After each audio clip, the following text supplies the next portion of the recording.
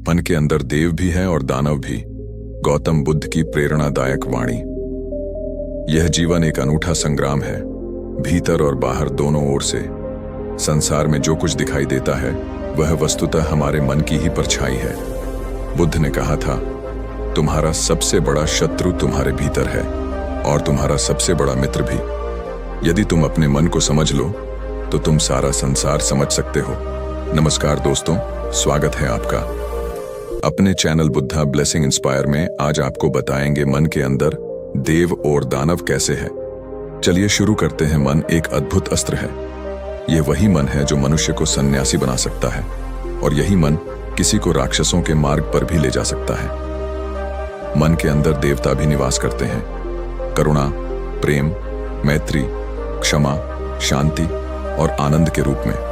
और इसी मन के एक कोने में छुपे हुए बैठे रहते हैं दानव, क्रोध, ईर्ष्या, मोह, लोभ, घृणा और भय के रूप में। मनुष्य उसी दिशा में बढ़ता है जिस दिशा को वह सींचता है, जिस दिशा को वह हर दिन ध्यान देता है। बुद्ध ने यह रहस्य बहुत पहले जान लिया था। वह स्वयं एक राजा थे, महलों में पले बढ़े, लेकिन जब उन्होंने जीवन की सच्चाई देखी, एक बूढ़ा, एक रोगी और एक मृतक, तो उनके भीतर कुछ टूटा नहीं बल्कि कुछ नया जन्मा। उनके भीतर देव जागा। उन्होंने मन के दानव से प्रश्न नहीं किया, उन्होंने उसके साथ युद्ध भी नहीं किया। उन्होंने बस उसे देखा, उसे जाना और उसका अस्तित्व स्वीकार कर लिया। बुद्ध कहते हैं, जो मन को जीत लेता है वह लाखों युद्धों को जीतने वाले योद्धा से भी बड़ा विजेता है। क्योंकि बाहरी युद्धों में जीत अस्थायी होती है, लेकिन मन को जीत लेना आत्मा की स्थायी शांति है। हर व्यक्ति के भीतर युद्ध चलता है। वह क्रोध करता है और फिर पश्चाताता है। वह ईर्ष्या करता है और फिर शर्मिंदा होता है। वह मोह में फंसता है और फिर उससे छुटकारा पाने की कोशिश करता है। लेकिन बुद्ध का मार्ग सिखाता है कि इस द्वंद्व से भागना नहीं है, बल्कि उसकी गहराई में उतरना है। बुद्ध के जीवन में एक क्षण ऐसा आया जब उन्होंने 7 दिन तक मौन रहकर केवल अपने मन को देखा। वह कोई शब्द नहीं बोले, कोई विचार नहीं किया, केवल साक्षी बने रहे। उसी मौन में उन्हें अनुभव हुआ कि उनके भीतर एक महासागर है, शांत, गहरा, अडोल। उस मौन ने उनके मन के दानवों को रोशनी में ला दिया और जैसे ही अंधेरे को प्रकाश मिला, वह अपने आप विलीन हो गया। यह कोई युद्ध नहीं था, यह केवल जागरूकता थी। बुद्ध कहते हैं, जागो। मन की नींद सबसे गहरी नींद है और यह नींद तब टूटती है जब मनुष्य अपने भीतर देखता है, जब वह बाहरी दुनिया की चकाचौंध से हटकर अपने अंदर की गुफाओं में प्रवेश करता है। वहां जहां बैठा है वह राक्षस, जो बार बार उसे दुखी करता है, डराता है, झूठा दिखाता है। और वहां ही बैठा है देव, जो उसे कहता है, तू प्रकाश है, तू प्रेम है, तू अनंत है। हम सबके भीतर दोनों हैं। प्रश्न यह नहीं है कि हमारे अंदर क्या है, प्रश्न यह है कि हम किसे चुनते हैं। जब कोई हमें अपमानित करता है तो क्या हम क्रोध चुनते हैं या क्षमा? जब कोई हमारा सम्मान करता है तो क्या हम अहंकार चुनते हैं या नम्रता? जब जीवन हमें कठिनाई में डालता है तो क्या हम डरते हैं या समर्पण करते हैं? बुद्ध बार बार कहते हैं, तुम जैसा सोचते हो वैसे ही बन जाते हो। मन एक बीज है। यदि तुम उसमें करुणा का पानी डालो तो वह वृक्ष बन जाएगा जो छाया देगा। लेकिन यदि तुम उसमें द्वेष का खाद डालो तो वह जहर बन जाएगा जो तुम्हें ही खा जाएगा। मन को रोको मत, उसे बहने दो, लेकिन दिशा दो। गौतम बुद्ध की सबसे बड़ी क्रांति यही थी कि उन्होंने कहा, मैं तुम्हें कुछ देने नहीं आया, मैं तुम्हारे भीतर पहले से जो है उसे जगाने आया हूं। उन्होंने कोई धर्म नहीं फैलाया, उन्होंने कोई पूजा नहीं सिखाई, उन्होंने आत्मा की यात्रा सिखाई। वह कहते हैं, ध्यान ही वह अग्नि है जो तुम्हारे भीतर के अंधेरे को जला सकती है। ध्यान का अर्थ है बिना किसी निर्णय के अपने मन को देखना, अपने विचारों की धारा को समझना और उन क्षणों को पकड़ना जहां तुम स्वचालित हो जाते हो। वही क्षण है जब दानव हावी हो जाता है। ध्यान कोई क्रिया नहीं है, यह बस होना है। जैसे कोई नदी के किनारे बैठकर उसे बहता हुआ देखता है, वैसे ही मन को देखो। जैसे ही तुम देखना शुरू करते हो, तुम पाते हो कि धीरे धीरे क्रोध की आग ठंडी हो रही है, ईर्ष्या की कांटे फूल बन रहे हैं। वाणी हर उस लोभ व्यक्ति की के लिए चट्टानें पिघल रही जो हैं। स्वयं को बदलना चाहता यह है। कोई चमत्कार नहीं है। उन्होंने यह नहीं यह कहा कि चेतना का संसार को विज्ञान बदलो। है। उन्होंने कहा, पहले अपने को जानो, और जब तुम अपने भीतर के देव और दानव को पहचान लेते हो, तब तुम जान पाते हो कि वे दोनों तुम्हारी ही रचना है। जैसे स्वप्न में तुम डरते हो, लेकिन नींद खुलते ही डर गायब हो जाता है, वैसे ही जब तुम जागते हो भीतर से सच में, तो दानव तुम्हारे ऊपर राज्य नहीं कर पाते। बुद्ध ने सिखाया कि सच्चा बलवान वह नहीं जो दूसरों पर विजय पाता है, बल्कि वह जो अपने मन पर विजय पाता है। उन्होंने यह नहीं कहा कि दुख से भागो, उन्होंने कहा दुख को समझो। उन्होंने यह नहीं कहा कि सुख में डूब जाओ, उन्होंने कहा सुख और दुख दोनों में संतुलन रखो। उनका मार्ग मध्य मार्ग था, ना अतिका न वंचना का। आज भी यदि कोई व्यक्ति अकेले बैठकर अपने मन को गहराई से देख ले, तो उसे बुद्ध के शब्दों की सच्चाई समझ में आने लगेगी। उसे यह अनुभव होगा कि वह ही स्वयं अपने दुख का कारण है और वह ही उसका अंत भी है। यह समझना कठिन नहीं है, लेकिन इसके लिए साहस चाहिए, मौन चाहिए और सबसे ज्यादा ईमानदारी चाहिए। जब बुद्ध अपने अंतिम समय में थे तो उनके शिष्य रो रहे थे। उन्होंने कहा, तुम क्यों रोते हो? मैंने तुम्हें कभी अपने ऊपर निर्भर नहीं किया, मैंने केवल दीपक दिखाया, चलना तुम्हें ही था। और फिर उन्होंने कहा, अप दीपो भव, अपने दीपक स्वयं बनो। यही उनका अंतिम वचन था। मन के भीतर जो देव है वह तुम्हारी चेतना का प्रकाश है, और जो दानव है वह केवल अज्ञान का अंधकार है। जैसे ही तुम प्रकाश को बढ़ाते हो, अंधकार अपने आप मिट जाता है। तुम्हें लड़ना नहीं है, तुम्हें बस जलना है, हर क्षण में प्रेम के, ध्यान के, करुणा के दीपक बनकर। बुद्ध की यह वाणी आज भी उतनी ही जीवंत है जितनी 2000 साल पहले थी, क्योंकि मन आज भी वही है, संघर्ष आज भी वही है और मुक्ति की राह भी वही है। अपने भीतर के देव को पहचानो, उसे जागो और फिर देखो, जीवन स्वर्ग बन जाता है। ये कहानी नहीं है, ये अनुभव है, ये दर्शन नहीं है, ये जागरूकता है। और जब तुम इस राह पर चल पड़ते हो तो तुम्हारा प्रत्येक कदम शांति की ओर होता है। तब कोई तुम्हें कुछ कहे, कुछ करे, फर्क नहीं पड़ता, क्योंकि तब तुम जान चुके होते हो, मैं ही दीप हूं, मैं ही दिशा हूं और मैं ही मंजिल हूं। यही बुद्ध की अनमोल सीख है, जो आज भी हर जागते हृदय में गूंज रही है। खानी, गांव के देव और दानव, बुद्ध का मौन उत्तर। गंगा के किनारे एक शांत और हरियाली से भरे गांव में लोग बुद्ध की वाणी सुनने को उत्सुक थे। चारों ओर बात फैल गई थी कि तथागत गौतम बुद्ध उस गांव से होकर गुजरने वाले हैं। गांव के बुजुर्गों ने तुरंत एक स्थान तैयार कराया, एक नीम के पेड़ के नीचे, जहां चिड़ियों का कलरव और मंद हवा की छाया हर किसी को भीतर तक ठंडक पहुंचाती थी। गांव का नाम था अम घाट, जिसका अर्थ था जिसका घाट कभी सूखा ना हो। लेकिन वहां के लोगों का मन भीतर से बहुत सूखा था। बाहर से सब कुछ था, खेत, पशु, अनाज, परिवार, लेकिन फिर भी गांव दो भागों में बंटा हुआ था। आधे लोग बहुत धार्मिक थे, पूजा पाठ, यज्ञ और मंदिरों के प्रति समर्पित, जबकि आधे लोग कट्टर भौतिकवादी, जो कहते इन देवताओं से कुछ नहीं होता, मेहनत करो और बस खाओ पियो। जब बुद्ध गांव पहुंचे तो गांव के दोनों पक्षों के लोग एक साथ उनके चरणों में पहुंचे। पहले समूह ने कहा, भगवान, आप हमारे देव हैं, हमें मार्ग दिखाइए ताकि हम और भी अच्छे बने और जीवन में पवित्रता लाएं। बुद्ध मौन रहे। दूसरे समूह ने कहा, भगवान, ये सब पाखंडी हैं, इनके देव मन के भ्रम हैं, आप बताइए कि सच्चा जीवन क्या है। बुद्ध फिर मौन रहे। वहां बैठा एक युवक था, मालवबा, जो हर समय गुस्से में रहता था। उसका मानना था कि मनुष्य में दानव होता है और वही असली शक्ति है। वह हमेशा कहता, जो डरता है वही भक्ति करता है, जो लड़ता है वही जीतता है। जब उसने बुद्ध का शांत चेहरा देखा तो वह भीतर से और जल उठा। उसने सबके सामने बुद्ध से कहा, क्या तुम डरते हो बोलने से?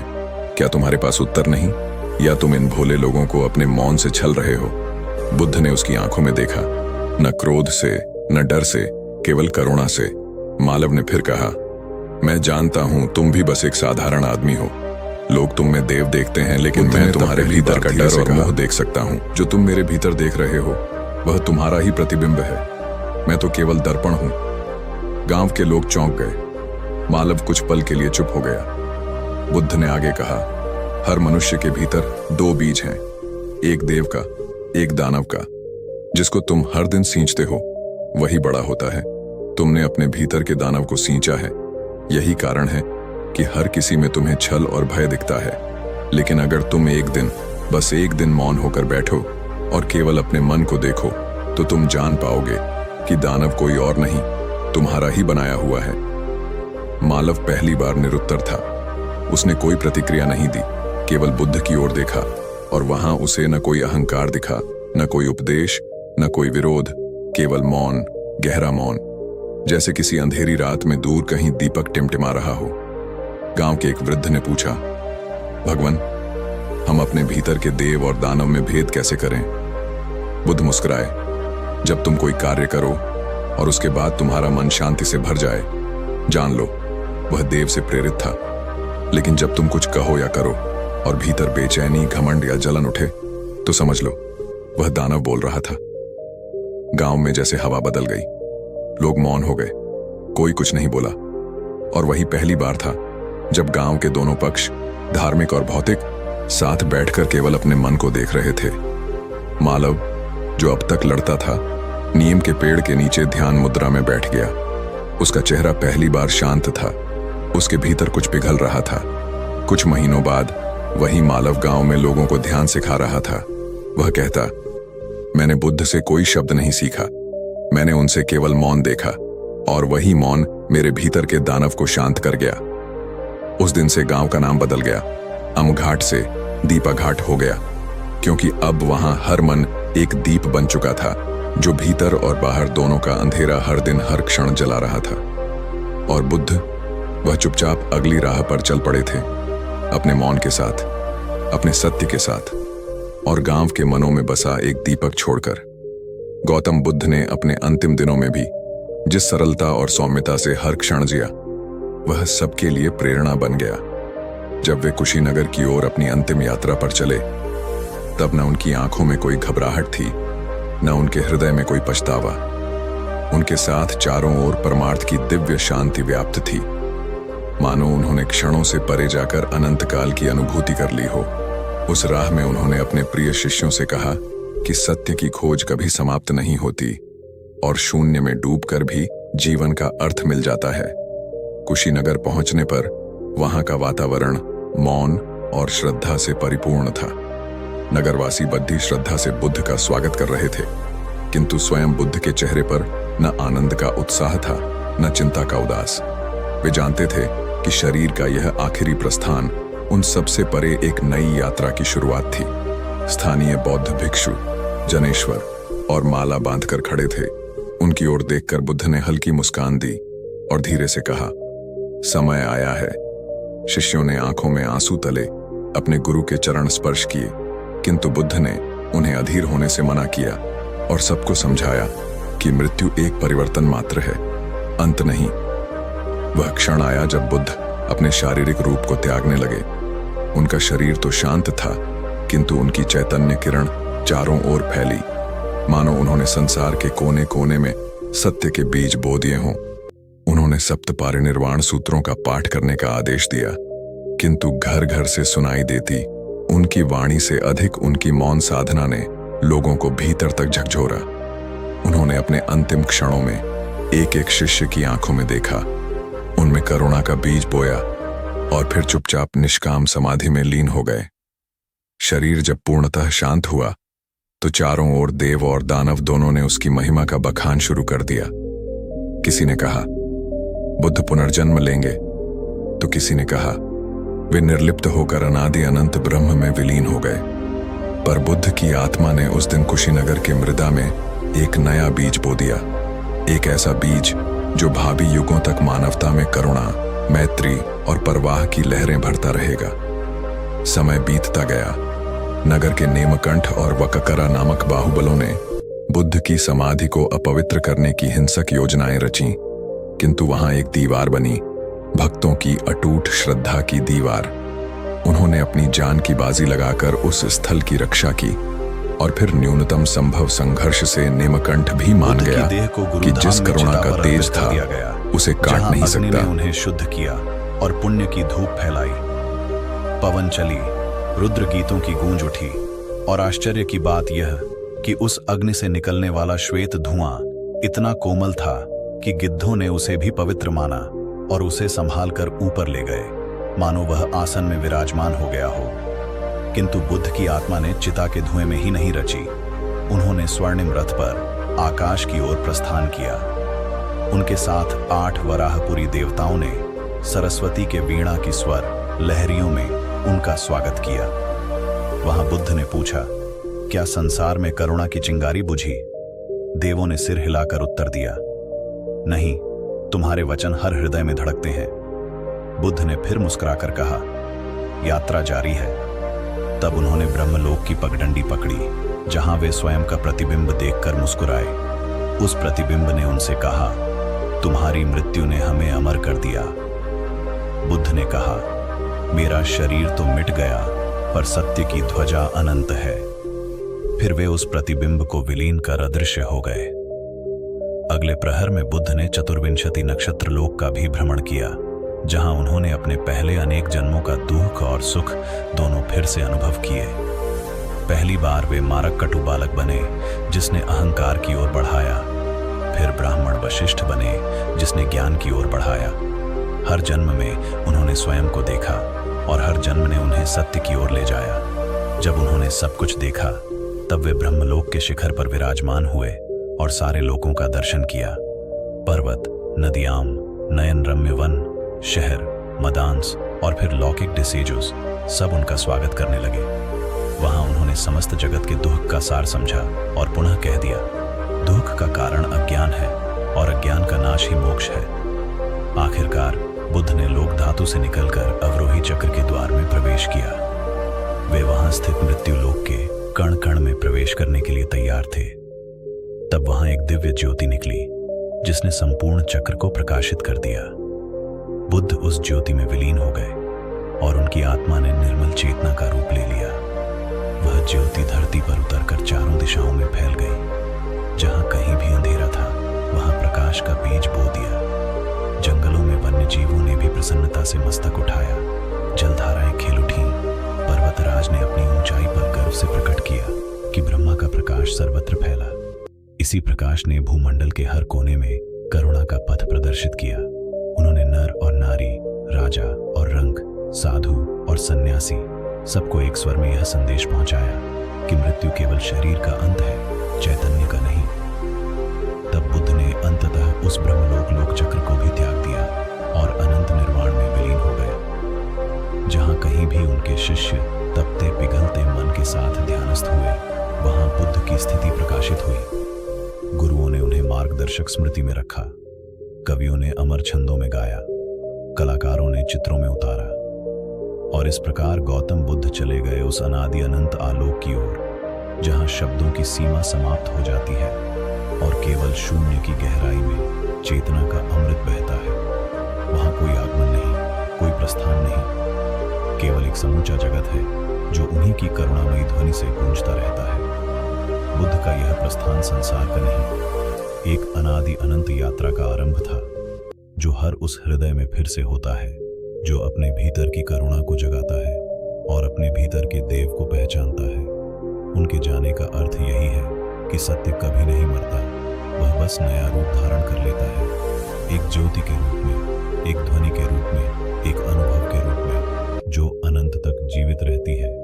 जिस प्रस्थित क्षण में बुद्ध ने निर्वाण के प्रकाश में विलीन होकर अनादि अनंत शून्य का स्पर्श किया, उसी शून्य से एक नवीन कथा आरंभ हुई, जिसकी सीमा न शब्दों में थी न काल में। उस दिन जब कुशीनगर के श्मशान भूमि की धूल पर चिता की अंतिम राख विराजमान हुई, तो चारों दिशाओं में एक शांत संगीत गूंजा।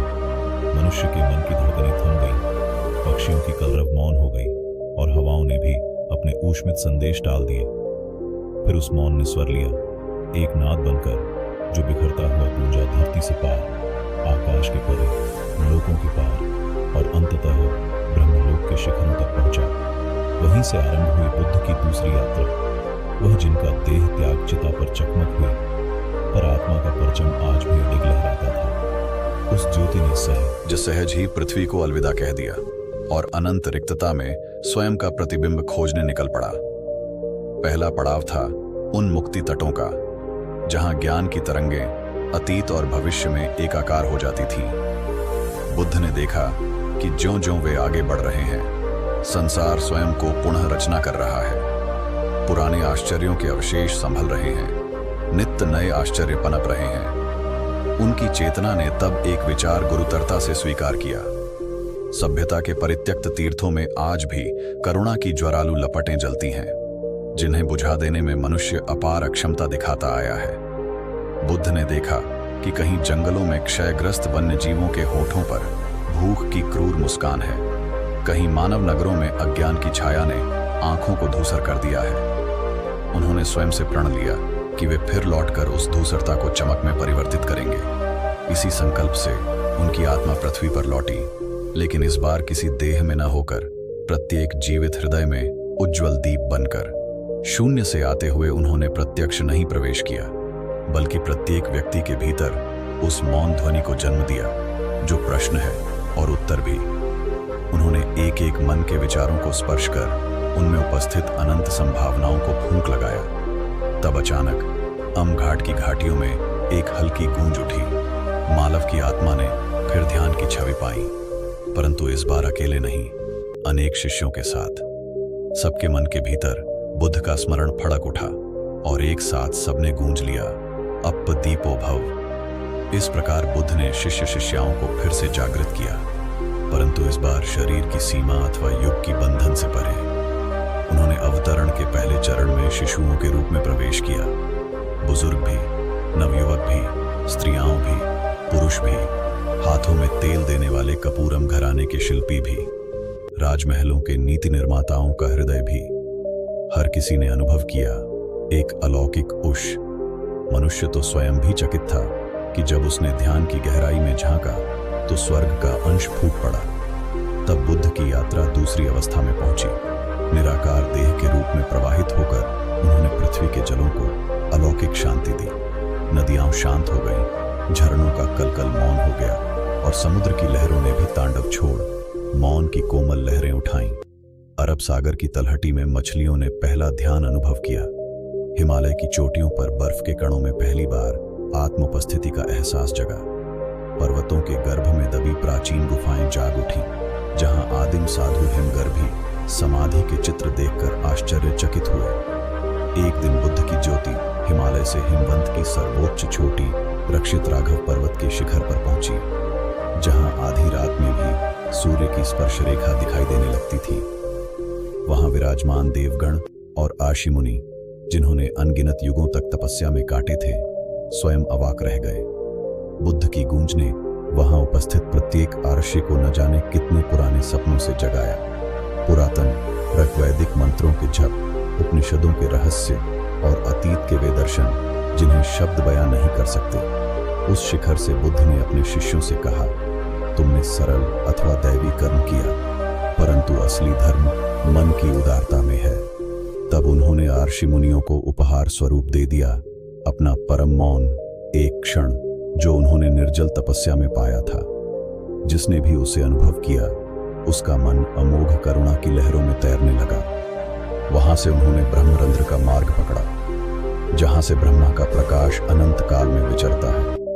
उस पथ में बुद्ध स्वयं भी एक क्षण के लिए प्रश्न बने, क्या आत्मा का रूप केवल अनुभूति है या अनुभूति का स्वरूप आत्मा? प्रश्न स्वयं में विलीन हो गया, प्रकाश आत्मा में समाहित हो गया और बुद्ध एक मौन पर्वत की तरह स्थिर हो गए। उनकी चैतन्य ज्योति ने ब्रह्मधाम में प्रवेश किया, जहां देवगण अपने वाद्य यंत्रों को विराम दे चले आए। वहां की ध्वनि इतनी सूक्ष्म थी कि सुनने वाला उसे मात्र एक वायुमंडलीय स्पंदन समझ बैठता, पर यह स्पंदन मानव हृदय में करुणा के गीत गाता। बुद्ध ने वहां देखा कि प्रत्येक देव की माया कतरा कर्तव्य का एक अंश मात्र थी। असली करुणा तो मानवीय आत्मा में बसी अनुगूंज थी। तब बुद्ध ने ब्रह्मलोक से श्लिष्ट होकर, ब्रह्म विवर्जित होकर फिर से पृथ्वी पर लौटने का निश्चय किया, पर किसी देह में प्रवेश न कर, बल्कि एक अविरल धारा की भांति उन्होंने उस धारा को सीमा दी, मातृत्व की ममता, पितृत्व की मजबूती, मित्रता की विश्वास गाथा। शिष्यता का समर्पण और साधनशीलता की तपस्या से उस अविरल धारा ने मानो चारों दिशाओं में ज्ञान के बिंदु फैला दिए। कहीं तकियानिश्तियों के नखों में, कहीं संगीतज्ञ के वीणा की तंतुओं में, कहीं तांत्रिक की मंत्र मंडल में, कहीं तिब्बती चीफ की शोर शराबे में। मध्य युग के अंधेरे युगों में भी बुद्ध की अविरल धारा ने अपने बीज बोए। जब यूरोप के उपनिवेशी गुलामों को भूख प्यास ने बरवरा लिया, तब उनके हृदय में करुणा की एक झिलमिल लौ प्रज्वलित हुई और आखिरकार यह लौ उस युग के सुधारकों के काम बनी। आकाश के पार अफ्रीका के जंगलों में जब वन्यजीव विलुप्ति के कगार पर थे, तब एक वन्यजीव वैज्ञानिक ने अपने भीतर बुद्ध का प्रतिबिंब देखा और वन संरक्षण का आंदोलन जन्मा। इस प्रकार बुद्ध की यात्रा न किसी समय में बंधी, न किसी स्थान में। वे स्वयं मानो एक अजर अमर ऊर्जा बन गए, जो दीप्ति और छाया दोनों ही बना सकती है। पर जिस दीप्ति से सब जगजाला शुद्ध हो, उस दिव्य प्रकाश से ज्यों-ज्यों संपर्क बढ़ता गया, त्यों-त्यों संसार की अज्ञानता का घट कर्म स्वतः छटकर गायब होता गया। यह कथा किसी कालखंड की नहीं, यह मानव चेतना का वर्णन मात्र है। जिसने बुद्ध से प्रेरणा ली, उसने स्वयं को पहचान लिया। बुद्ध की यह अविरल यात्रा आज भी जारी है। हर उस मन में जो करुणा का बीज बोता है, हर उस शब्द में जो प्रेम का संगीत गाता है, हर उस कर्म में जो निस्वार्थ परोपकार की लौ प्रज्वलित करता है। और इस महान यात्रा का अंत नहीं, क्योंकि आत्मा जब तक मनुष्य में जागृत है, तब तक बुद्ध के पद चिन्हों पर चला जा सकता है। जहां कहीं कोई क्षुद्र दुख है, दुखित मन है, वहीं बुद्ध की अविरल ज्योति चमक रही है, कह रही है, तुम अंदर झांको, वहां तुम्हारा दीप प्रज्वलित करो और तुम स्वयं बन जाओ उस दिव्य प्रकाश के वाहक। यही है वह अगाध कथा, उस अनंत शून्य से उत्पन्न, उस अनंत ज्योति का प्रवाह जिसे शब्दों ने बांधने का प्रयत्न किया, पर वह शाश्वत है, वह असीम है, और वह तुम हो, मैं हूं, हम सभी हैं। मन के अंदर देव भी है और दानव भी। गौतम बुद्ध की प्रेरणादायक वाणी। यह जीवन एक अनूठा संग्राम है, भीतर और बाहर दोनों ओर से। संसार में जो कुछ दिखाई देता है, वह वस्तुतः हमारे मन की ही परछाई है। बुद्ध ने कहा था, तुम्हारा सबसे बड़ा शत्रु तुम्हारे भीतर है और तुम्हारा सबसे बड़ा मित्र भी। यदि तुम अपने मन को समझ लो, तो तुम सारा संसार समझ सकते हो। नमस्कार दोस्तों, स्वागत है आपका अपने चैनल बुद्धा ब्लेसिंग इंस्पायर में। आज आपको बताएंगे मन के अंदर देव और दानव कैसे है। चलिए शुरू करते हैं। मन एक अद्भुत अस्त्र है। यह वही मन है जो मनुष्य को सन्यासी बना सकता है, और यही मन किसी को राक्षसों के मार्ग पर भी ले जा सकता है। मन के अंदर देवता भी निवास करते हैं, करुणा, प्रेम, मैत्री, क्षमा, शांति और आनंद के रूप में। और इसी मन के एक कोने में छुपे हुए बैठे रहते हैं दानव, क्रोध, ईर्ष्या, मोह, लोभ, घृणा और भय के रूप में। मनुष्य उसी दिशा में बढ़ता है जिस दिशा को वह सींचता है, जिस दिशा को वह हर दिन ध्यान देता है। बुद्ध ने यह रहस्य बहुत पहले जान लिया था। वह स्वयं एक राजा थे, महलों में पले बढ़े, लेकिन जब उन्होंने जीवन की सच्चाई देखी, एक बूढ़ा, एक रोगी और एक मृतक, तो उनके भीतर कुछ टूटा नहीं, बल्कि कुछ नया जन्मा। उनके भीतर देव जागा। उन्होंने मन के दानव से प्रश्न नहीं किया, उन्होंने उसके साथ युद्ध भी नहीं किया। उन्होंने बस उसे देखा, उसे जाना और उसका अस्तित्व स्वीकार कर लिया। बुद्ध कहते हैं, जो मन को जीत लेता है, वह लाखों युद्धों को जीतने वाले योद्धा से भी बड़ा विजेता है। क्योंकि बाहरी युद्धों में जीत अस्थायी होती है, लेकिन मन को जीत लेना आत्मा की स्थायी शांति है। हर व्यक्ति के भीतर युद्ध चलता है। वह क्रोध करता है और फिर पश्चाताता है। वह ईर्ष्या करता है और फिर शर्मिंदा होता है। वह मोह में फंसता है और फिर उससे छुटकारा पाने की कोशिश करता है। लेकिन बुद्ध का मार्ग सिखाता है कि इस द्वंद्व से भागना नहीं है, बल्कि उसकी गहराई में उतरना है। बुद्ध के जीवन में एक क्षण ऐसा आया जब उन्होंने 7 दिन तक मौन रहकर केवल अपने मन को देखा। वह कोई शब्द नहीं बोले, कोई विचार नहीं किया, केवल साक्षी बने रहे। उसी मौन में उन्हें अनुभव हुआ कि उनके भीतर एक महासागर है, शांत, गहरा, अडोल।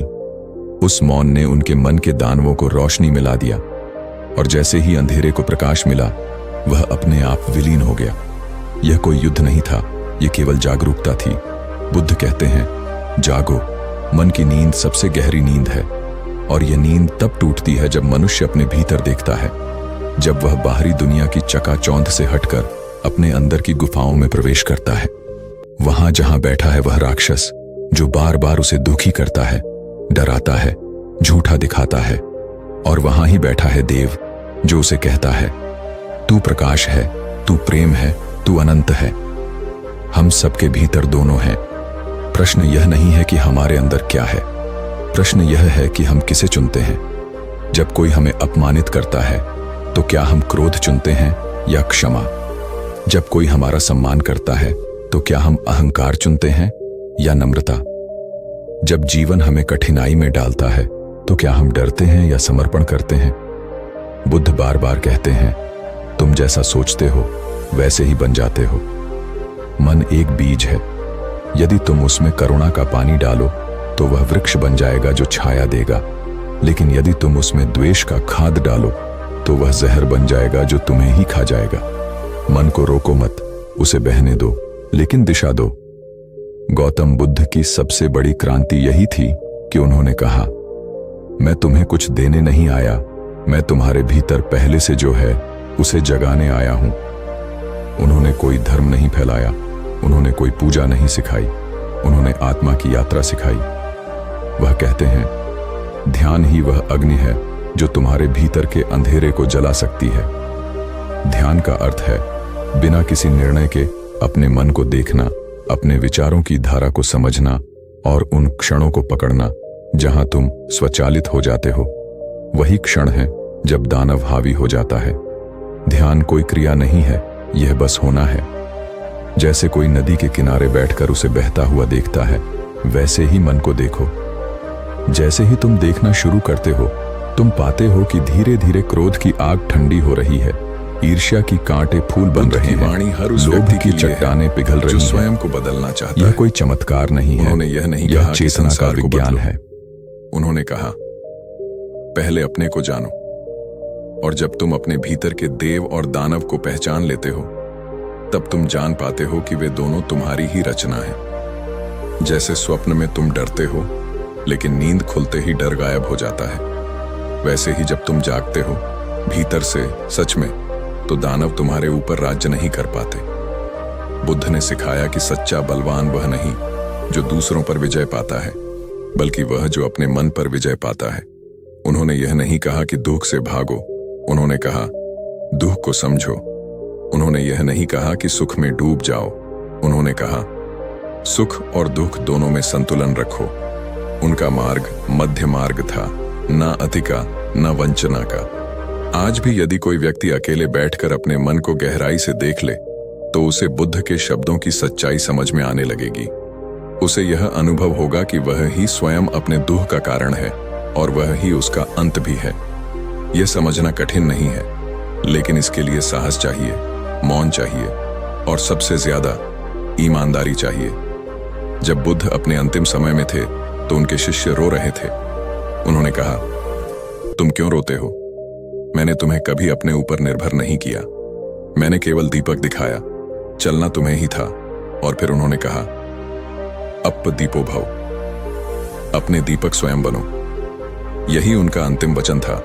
मन के भीतर जो देव है वह तुम्हारी चेतना का प्रकाश है, और जो दानव है वह केवल अज्ञान का अंधकार है। जैसे ही तुम प्रकाश को बढ़ाते हो, अंधकार अपने आप मिट जाता है। तुम्हें लड़ना नहीं है, तुम्हें बस जलना है, हर क्षण में प्रेम के, ध्यान के, करुणा के दीपक बनकर।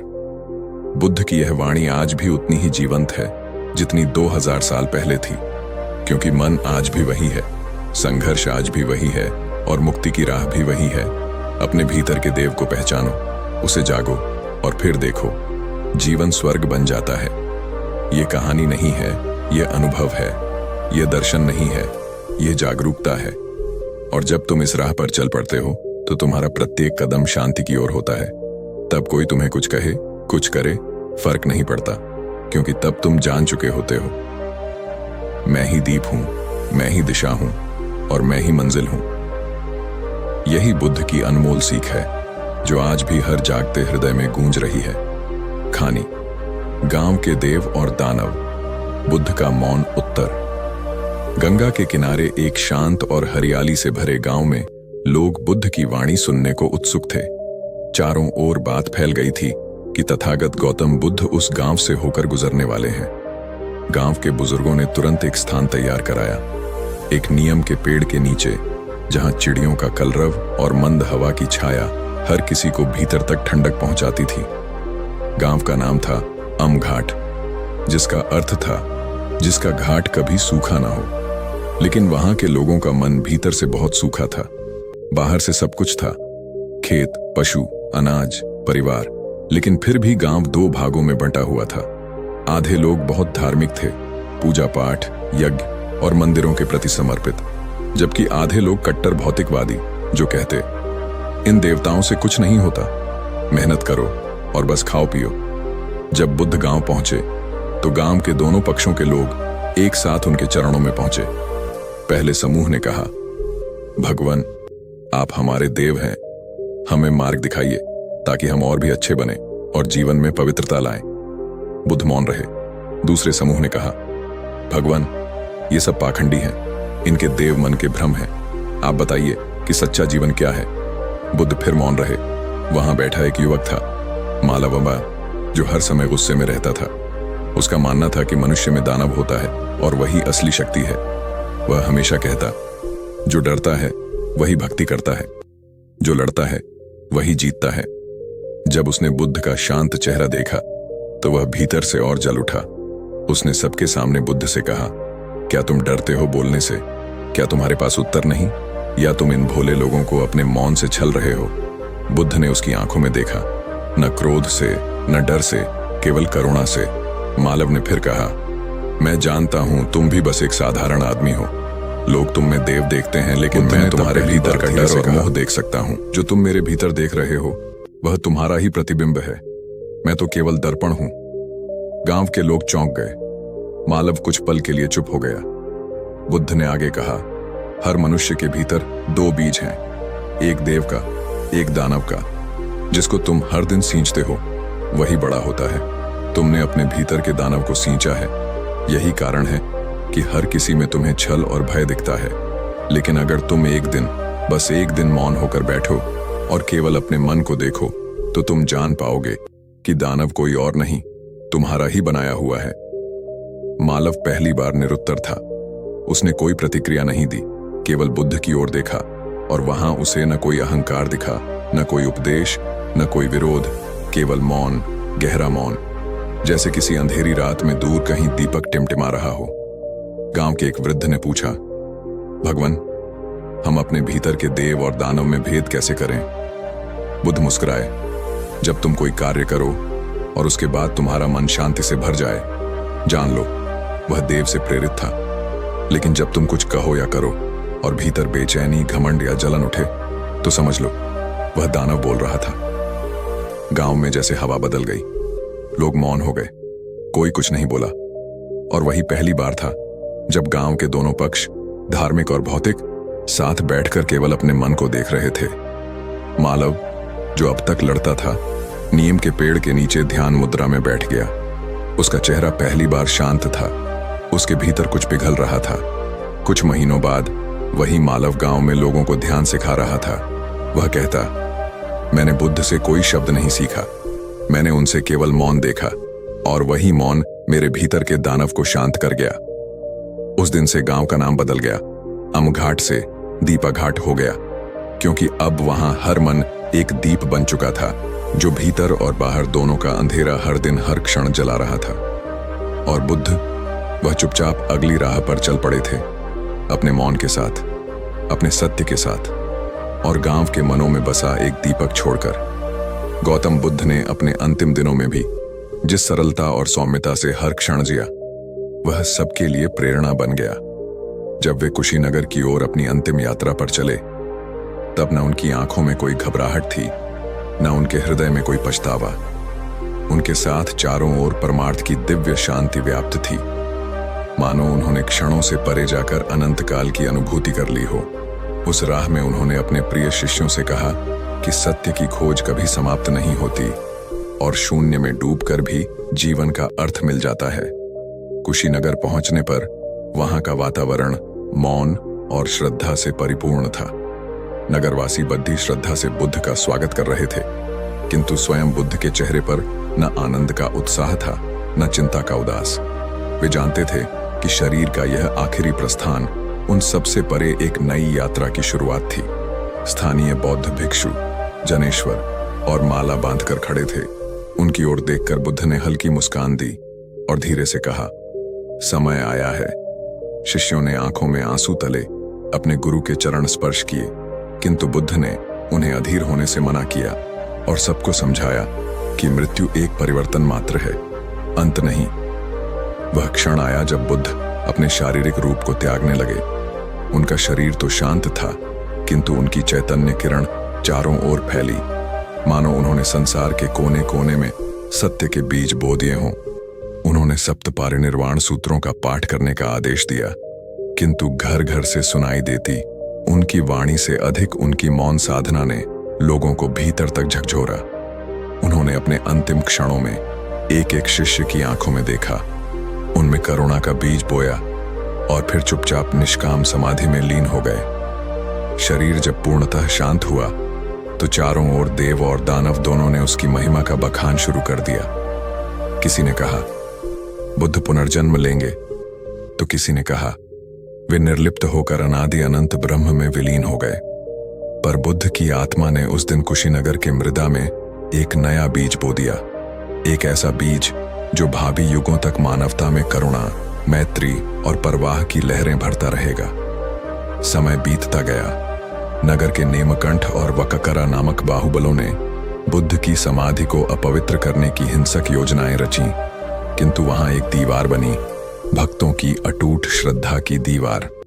उन्होंने अपनी जान की बाजी लगाकर उस स्थल की रक्षा की और फिर न्यूनतम संभव संघर्ष से नेमकंठ भी मान गया कि जिस करुणा का तेज था उसे काट नहीं सकता। उन्हें शुद्ध किया और पुण्य की धूप फैलाई। पवन चली, रुद्र गीतों की गूंज उठी और आश्चर्य की बात यह कि उस अग्नि से निकलने वाला श्वेत धुआं इतना कोमल था कि गिद्धों ने उसे भी पवित्र माना और उसे संभालकर ऊपर ले गए, मानो वह आसन में विराजमान हो गया हो। किंतु बुद्ध की आत्मा ने चिता के धुएं में ही नहीं रची। उन्होंने स्वर्णिम रथ पर आकाश की ओर प्रस्थान किया। उनके साथ 8 वराहपुरी देवताओं ने सरस्वती के वीणा की स्वर लहरियों में उनका स्वागत किया। वहां बुद्ध ने पूछा, क्या संसार में करुणा की चिंगारी बुझी? देवों ने सिर हिलाकर उत्तर दिया, नहीं, तुम्हारे वचन हर हृदय में धड़कते हैं। बुद्ध ने फिर मुस्कुराकर कहा, यात्रा जारी है। तब उन्होंने ब्रह्मलोक की पगडंडी पकड़ी, जहां वे स्वयं का प्रतिबिंब देखकर मुस्कुराए। उस प्रतिबिंब ने उनसे कहा, तुम्हारी मृत्यु ने हमें अमर कर दिया। बुद्ध ने कहा, मेरा शरीर तो मिट गया, पर सत्य की ध्वजा अनंत है। फिर वे उस प्रतिबिंब को विलीन कर अदृश्य हो गए। अगले प्रहर में बुद्ध ने चतुर्विंशति नक्षत्र लोक का भी भ्रमण किया, जहां उन्होंने अपने पहले अनेक जन्मों का दुख और सुख दोनों फिर से अनुभव किए। पहली बार वे मारक कटु बालक बने, जिसने अहंकार की ओर बढ़ाया। फिर ब्राह्मण वशिष्ठ बने, जिसने ज्ञान की ओर बढ़ाया। हर जन्म में उन्होंने स्वयं को देखा और हर जन्म ने उन्हें सत्य की ओर ले जाया। जब उन्होंने सब कुछ देखा, तब वे ब्रह्मलोक के शिखर पर विराजमान हुए और सारे लोकों का दर्शन किया। पर्वत, नदियां, नयन रम्य वन, शहर, मदांस और फिर लौकिक डिसेजोस सब उनका स्वागत करने लगे। वहां उन्होंने समस्त जगत के दुख का सार समझा और पुनः कह दिया, दुख का कारण अज्ञान है और अज्ञान का नाश ही मोक्ष है। आखिरकार बुद्ध ने लोक धातु से निकलकर अवरोही चक्र के द्वार में प्रवेश किया। वे वहां स्थित मृत्यु लोक के कण कण में प्रवेश करने के लिए तैयार थे। तब वहां एक दिव्य ज्योति निकली, जिसने संपूर्ण चक्र को प्रकाशित कर दिया। बुद्ध उस ज्योति में विलीन हो गए और उनकी आत्मा ने निर्मल चेतना का रूप ले लिया। वह ज्योति धरती पर उतरकर चारों दिशाओं में फैल गई। जहां कहीं भी अंधेरा था, वहां प्रकाश का बीज बो दिया। जंगलों में वन्य जीवों ने भी प्रसन्नता से मस्तक उठाया। जलधाराएं खिल उठी। पर्वतराज ने अपनी ऊंचाई पर गर्व से प्रकट किया कि ब्रह्मा का प्रकाश सर्वत्र फैला। इसी प्रकाश ने भूमंडल के हर कोने में करुणा का पथ प्रदर्शित किया। उन्होंने नर और नारी, राजा और रंक, साधु और सन्यासी सबको एक स्वर में यह संदेश पहुंचाया कि मृत्यु केवल शरीर का अंत है, चैतन्य का नहीं। तब बुद्ध ने अंततः उस ब्रह्मलोक लोक चक्र को भी त्याग दिया और अनंत निर्वाण में विलीन हो गए। जहां कहीं भी उनके शिष्य तपते पिघलते मन के साथ ध्यानस्थ हुए, वहां बुद्ध की स्थिति प्रकाशित हुई। गुरुओं ने उन्हें मार्गदर्शक स्मृति में रखा, कवियों ने अमर छंदों में गाया, कलाकारों ने चित्रों में उतारा, और इस प्रकार गौतम बुद्ध चले गए उस अनादि अनंत आलोक की ओर, जहां शब्दों की सीमा समाप्त हो जाती है और केवल शून्य की गहराई में चेतना का अमृत बहता है।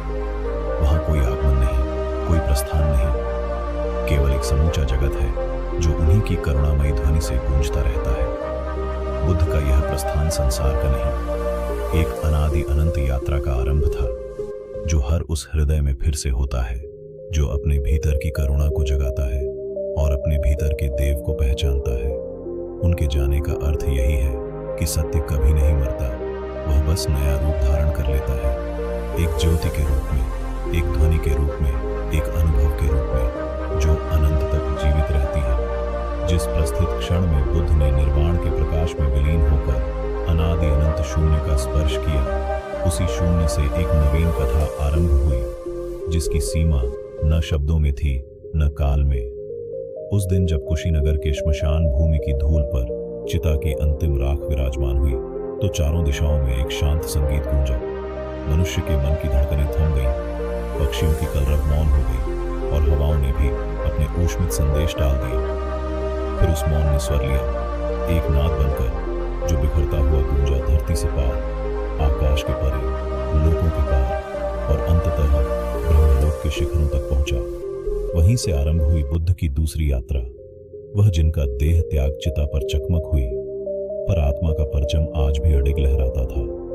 उस ज्योति ने जो सहज ही पृथ्वी को अलविदा कह दिया और अनंत रिक्तता में स्वयं का प्रतिबिंब खोजने निकल पड़ा।